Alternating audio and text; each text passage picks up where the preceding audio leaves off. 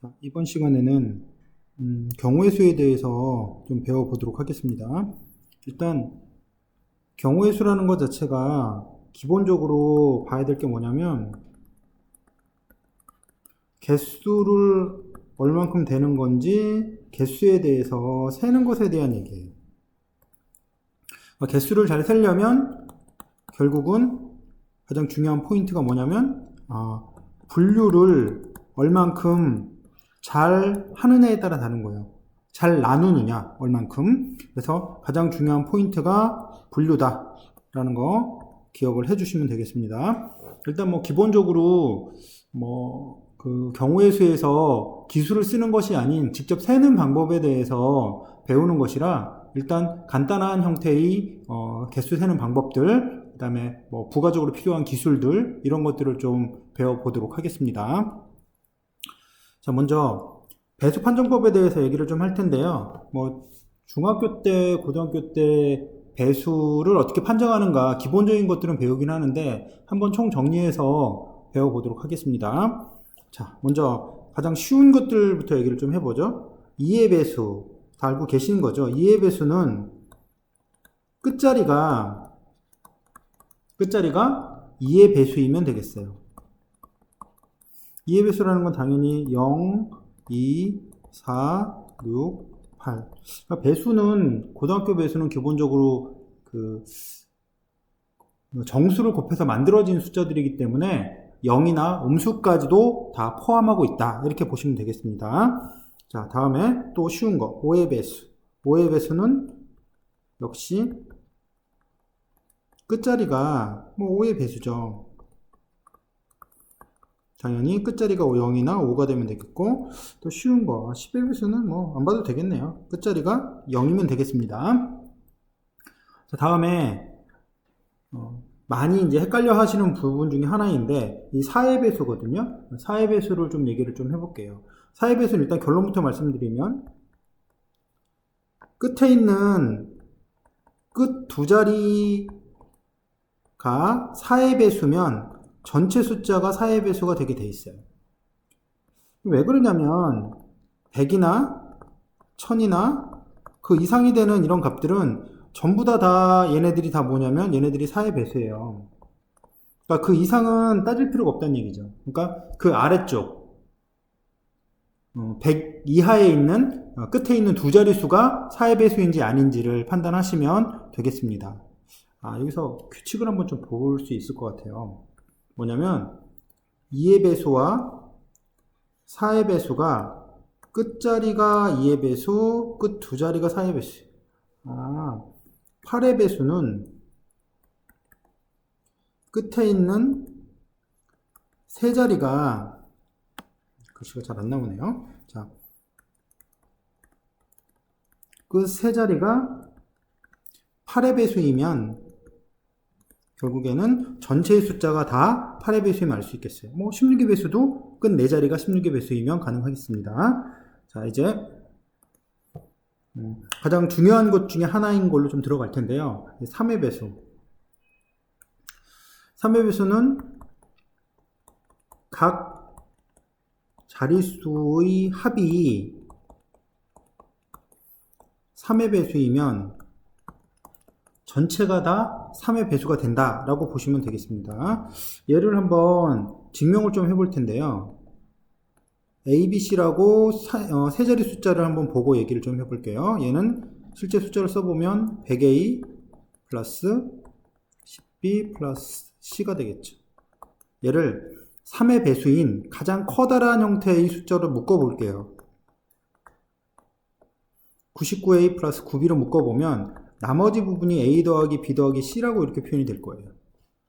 그러면 얘는 당연히 3의 배수고 여기 표현되어 있는 얘도 얘가 3의 배수가 된다면 그럼 결국에는 이게 전체가 3의 배수이니까 얘 또한 3의 배수가 되겠다라는 거를 알 수 있겠어요. 그래서 우리가 봐야 될 건 전체를 다 나눠보는 것이 아니라 그냥 각자리 숫자의 합을 하면 합이 3의 배수면 전체가 다 3의 배수가 된다라는 거 보시면 되겠습니다. 똑같은 얘기 여기 있죠. 9의 배수에도. 증명도 똑같아요. 그래서 9의 배수는 각 자릿수의 합이 9의 배수가 되면 전체 숫자가 9의 배수가 된다라는 것을 알 수 있겠습니다. 자, 6의 배수를 한번 좀 볼게요. 6의 배수는 당연히 2의 배수와 3의 배수의 특징을 합쳐놓은 놈이죠. 그럼 2의 배수와 3의 배수의 특징을 합쳐놨다는 건 끝자리수가 2의 배수이면서 짝수이면서 동시에 각 자리수의 합이 3의 배수가 되면 되겠습니다. 학교 내신에는 실제 시험에 나오는 빈도를 보면 3의 배수와 6의 배수 쪽이 굉장히 빈도가 높아요. 이쪽이 공부가 잘 모르면 못 푸는 문제이기 때문에 내용을 알고 계셔야지 문제 풀이가 가능한 거다라고 생각하시면 되겠습니다. 자, 이제 좀 낯선 거 하나를 좀 해볼게요. 11의 배수. 그러니까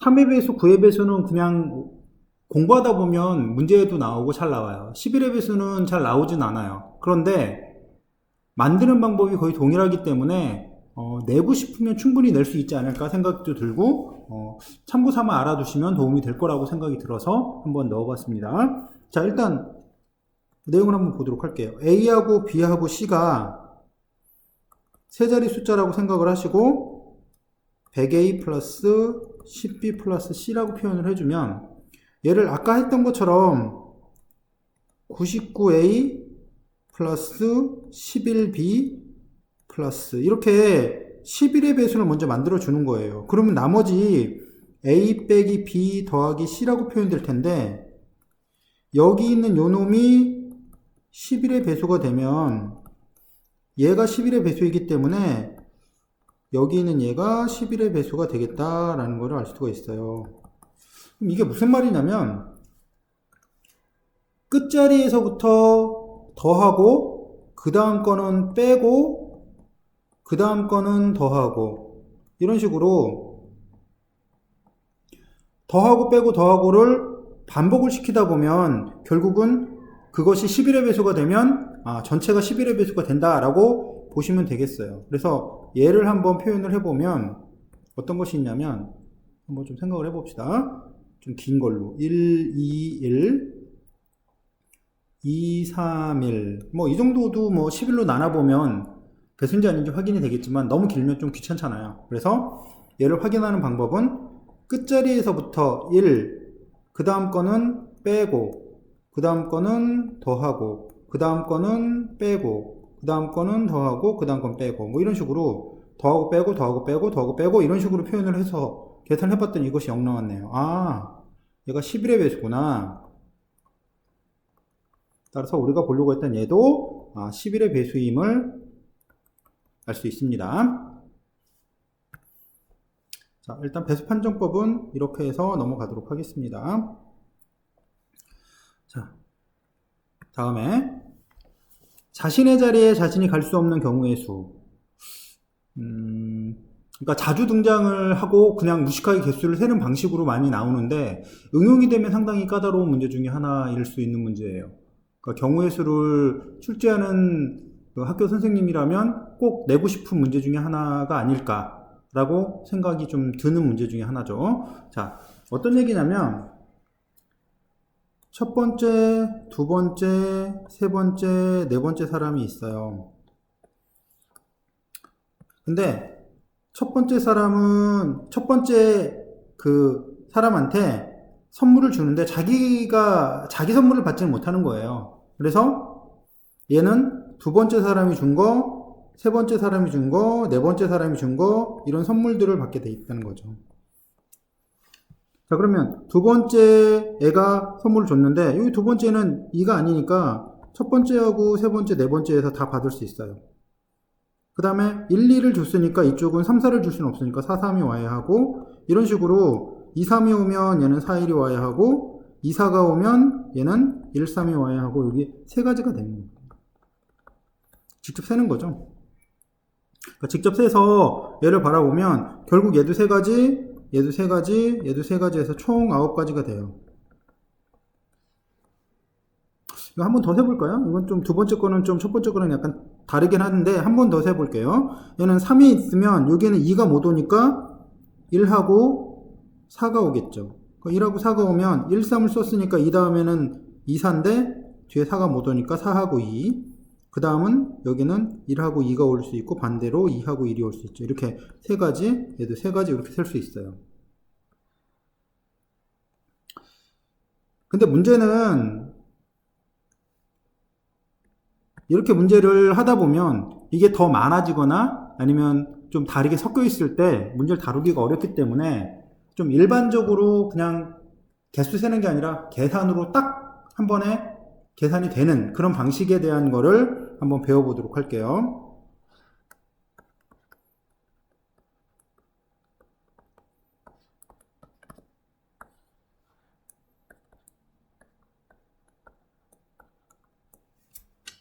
자, 뭐냐면 1, 2, 3, 4에서 1, 2, 3, 4로 가는 함수를 볼 건데요. 어떤 함수를 볼 거냐면 fk가 k가 아닌 1대1 함수를 한번 찾아보도록 할게요. 이게 무슨 얘기냐면 자기 자신이 자기 자신한테는 갈 수 없다. 그런 경우가 몇 가지냐. 그거를 좀 표현을 해달라는 거예요. 자, 먼저 해야 될 거는 1대1 함수니까 전체 1대1 함수를 좀 생각을 해보죠. 전체 1대1 함수는 1이 가는 게 4가지, 2가 가는 게 3가지, 3이 가는 게 2가지, 1가지니까 4팩토리얼이에요.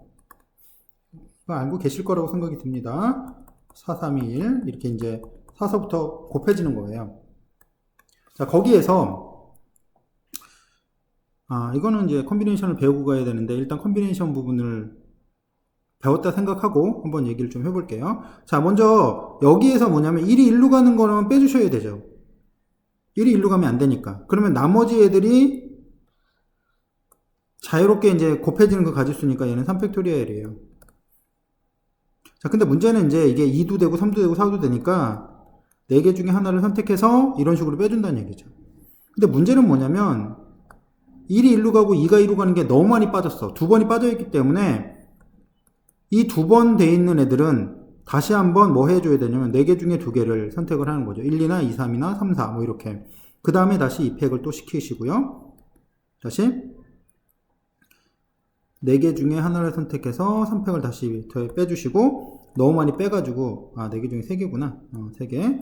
4개 중에 4개를 다시 선택을 하겠습니다. 여기 잘못 썼습니다. 4개 중에 3개를 선택하고 3개를 선택하면 나머지 하나가 자유롭게 움직이니까 1팩이고요. 그 다음 4개 중에 4개고 여긴 0팩인데 뭐 안 쓰셔도 관계없어요. 계산을 해보면 얘가 9개가 나옵니다. 지금 이 내용은 참고삼아 알아두시고 나중에 조합을 배우고 나셔서 다시 한번 보시면 좀 도움이 되실 거고요.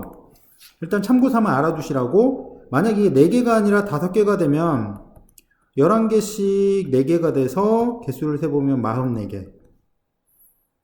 이거를 제가 말씀드린 수형도 적성하고 함수 형태로 한번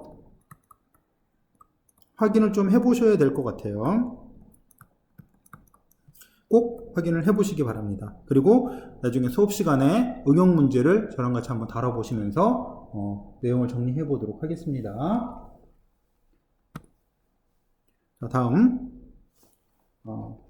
돈을 지불하는 금액과 지불하는 방법에 대한 것들을 좀 배워보도록 할게요. 뭐 기본적으로 많이 다루는 내용이라 그렇게 어려운 내용은 아니니까 쉽게 접근이 가능하실 거라고 좀 보입니다. 자, 돈이 100원짜리 동전이 2개, 50원짜리 동전이 3개, 10원짜리 동전이 4개, 이거를 사용해서 거스름돈 없이 지불할 때 다음을 구하시오. 지불한다는 얘기는 돈을 낸다는 얘기예요. 그러니까 0원, 돈을 안 내는 상황은 배제시켜야 된다라는 거 꼭 기억을 해주시고요. 자, 지불하는 방법을 한번 좀 얘기를 좀 해보겠습니다.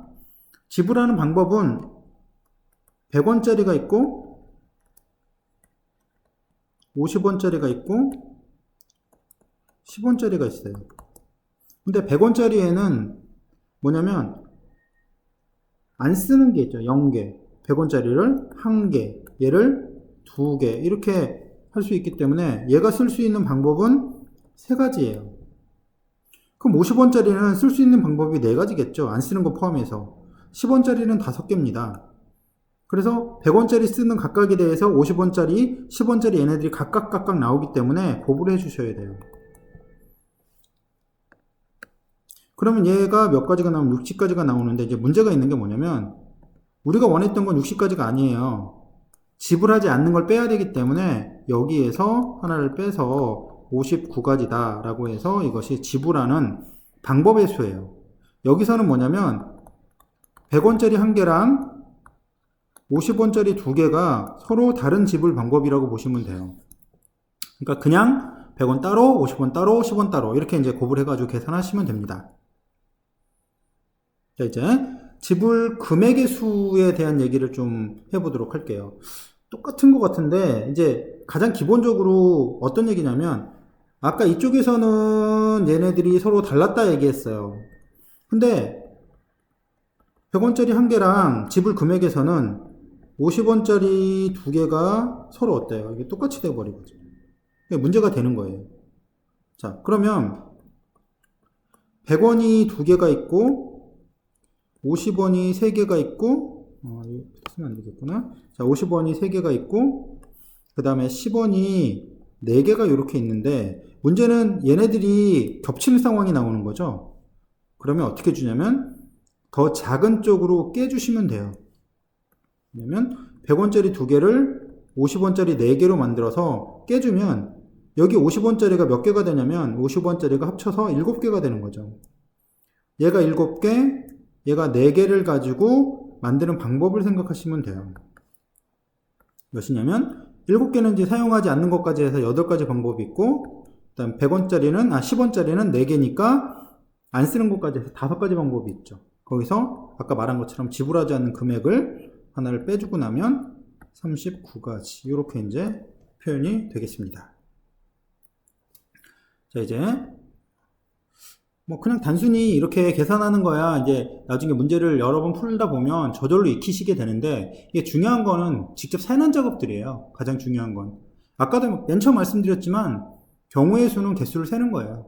잘 세시는 것이 중요한데 무식하게 세면 어려우니까 거기에서 공식이나 아니면 곱하기라든지 뭐 이런 부분들을 사용해서 빨리 가기 위한 건데 괜히 빨리 가다가 틀리면은 아무 의미가 없어요. 그렇기 때문에 잘 분류시켜서 잘 세는 거 그게 제일 우선이다라는 걸 생각을 해두시고 그거를 빨리 가기 위해서 공식을 쓴다라고 생각하셔서 공식을 정확하게 습득하셔서 써먹으세요. 자신 없으면 세시는 게 나아요. 자, 이제 자, 250원 이하의 금액을 지불하는 방법의 수를 한번 좀 생각을 해볼게요. 자, 250원 이하를 지불하는 방법의 수. 뭐, 값이 크지 않으니까 별로 그렇게 많지는 않아 보여요. 자, 일단, 100원짜리가 A개만큼 있고, 그 다음에 10원짜리가 B개만큼 있고, 그 다음, 아니구나. 50원짜리가 B개만큼 있고, 50원짜리여야 되겠네요. 50원짜리가 B개만큼 있고 10원짜리가 C개만큼 이렇게 있어서 얘 값이 250보다 작거나 같게 되는 이런 놈을 한번 좀 생각을 해보자는 거예요. 아까 말씀드렸듯이 얘네는 세시는 거예요. 공식으로 딱 만들면 너무 멋지고 좋아 보이지만 그렇게 나오는 수능형 문제는 거의 없어요. 분류시켜서 반드시 개수 세는 방식으로 문제가 출제가 된다라고 보시면 될 것 같고 A하고 B하고 C를 갖고 좀 만들어 보도록 할게요. 일단 A가 좀 2라고 생각을 해봅시다. A가 두 개를 다 사용해요. 100원짜리가 워낙 두 개였으니까 두 개를 다 쓴다 생각하면 50원짜리는 안 쓰거나 아니면 하나 쓰거나 뭐 두 개를 사용할 수는 없겠죠. 두 개 이상을. 그쵸? 그래서 안 쓰거나 하나 쓰거나인데 그러면 안 썼을 때는 몇 개가 나올까요? 200원이니까 얘는 0부터 어디까지? 4까지 다 나오는 거예요. 개수가 얘가 몇 개냐면 5개. 그 다음에 이걸 그러니까 두 개를 사용했는데 좀 나눠볼까요? 이건 좀 이렇게 쓰는 게 더 보기 좋을 것 같아요. 얘가 두 개를 사용했는데 B가 하나를 써서 250원을 맞췄다 그러면 C는 당연히 0이겠죠. 그럼 얘는 몇 개냐면 얘는 한 가지. 그 다음에 100원짜리를 하나를 사용했다. 그럼 여기 사용할 수 있는 방식은 몇 가지가 있냐면 100원짜리 하나 썼다 그러면 100원짜리를 안 쓰는 방법, 또 하나 쓰는 방법, 또 두 개 쓰는 방법, 또 세 개 쓰는 방법 이렇게 있겠죠. 그쵸? 그래서 여기 보면 100원짜리 하나만 사용했으니까 100원이니까 여기는 전부터 0부터 4까지 다 쓰이는 거예요. 얘가 몇 개? 5개.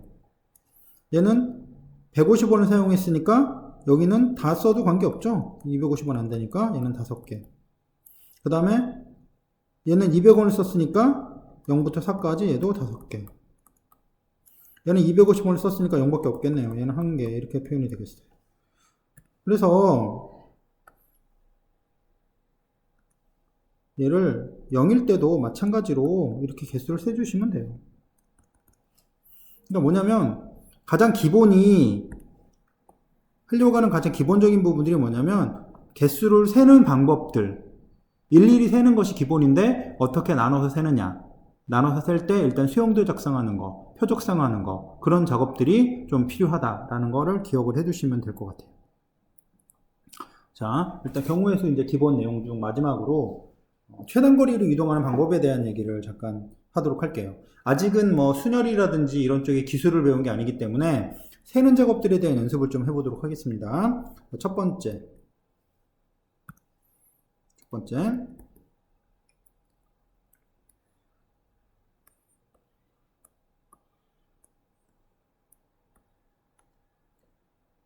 A서부터 B까지 최단거리로 이동하는 방법의 수를 한번 좀 얘기를 좀 해볼게요. 최단거리로 이동한다는 거는 결국에 이제 뭐 뒤로 가거나 아니면 아래로 가거나 이런 방법이 없다는 얘기예요. 그래서 얘가 이쪽으로 가는 방법은 한 가지, 위로 가는 방법 여기까지는 한 가지. 근데 여기로 들어오기 위해서는 이 전에 있던 이 지점과 이 지점에서 이렇게 들어오는 두 가지가 모여야 돼요. 그래서 얘는 두 가지. 여기는 한 가지, 얘는 세 가지죠. 이렇게 이어지니까 빨리 가볼게요. 하나, 넷, 하나, 셋. 얘는 세 셋이 모이니까 6개. 얘는 10가지. 이렇게 나와요. 조금 더 어려운 걸 한번 해볼까요?